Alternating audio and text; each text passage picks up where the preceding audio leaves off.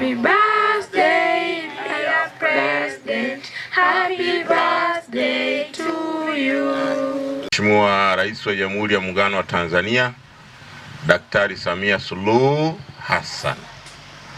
Lakini kwa sababu yeye ni championi wa kulinda na kutunza mazingira, ameona asherekee siku yake hii kwa kupanda miti, lakini kuendelea kuiuisha na kuiboresha kampeni ya 27 ya kijani na mti wa mama. Wote hapa turudie hapo, 27 ya kijani na mti wa mama. Lengo la Mheshimiwa Rais ni kuhakikisha kama taifa tunaendelea kupanda miti na taifa letu liendelee kunufaika na ule ukijani, lakini na mazingira yaendelee kuboreka.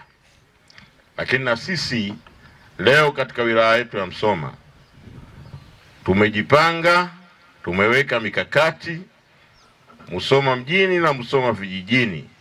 Tumejipanga, tunataka tupande miti 1,500.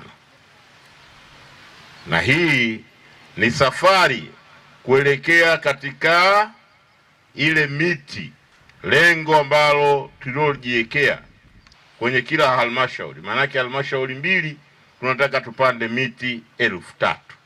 Lakini leo sisi wanamsoma tunaungana na Mheshimiwa Rais ambaye anasherehekea siku yake ya kuzaliwa kwa kupanda miti 1,500 na katika kuendelea kutunza na kulinda mazingira yetu. Ni lazima hakikisha anaulinda, anautunza na mti huo unakuwa. Kwa hiyo moja, kwenye ngazi ya kaya, lakini la pili kwenye taasisi zote za umma na binafsi, mashuleni.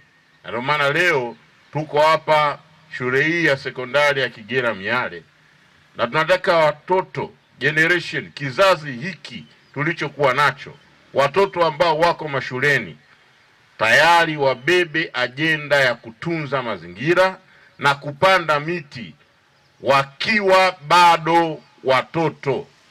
Wanapoendelea kukua, maana yake ni moja tu, hili jambo litakuwa kwenye vichwa vyao, litakuwa ni utamaduni wao wa kwamba ni lazima kuendelea kupanda miti. Jambo moja ninalotaka kulisisitiza hapa, ndugu zangu, hii miti tunayoipanda sio chakula cha mifugo. Yako maeneo ambayo mifugo na wale wafugaji ndio wanaruhusu mifugo yao ije kufanya uharibifu kwenye miti ambayo tunayoipanda.